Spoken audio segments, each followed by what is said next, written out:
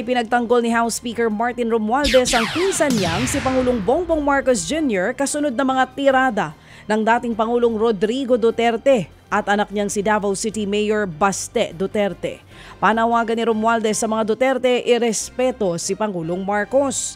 Nauna nang binalaan ni dating Pangulong Duterte si Pangulong Marcos na posibleng matulad siya sa kanyang amang napatalsik noon ng taong bayan.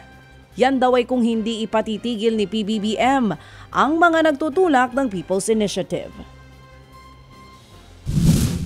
At sa pamilyang Duterte, siguro konting galing naman sa ating mahalang presidente at saka pamilya niya. Masyadong maaga naman ninyo yung gusto ipagbaksak isang rehimen ng President Ferdinand R. Marcos Jr.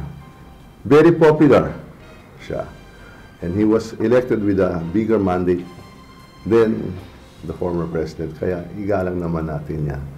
Ted Filon at DJ Chacha ngayon nasa Radyo 5 92.3 News FM Monday to Friday 6 to 10 a.m.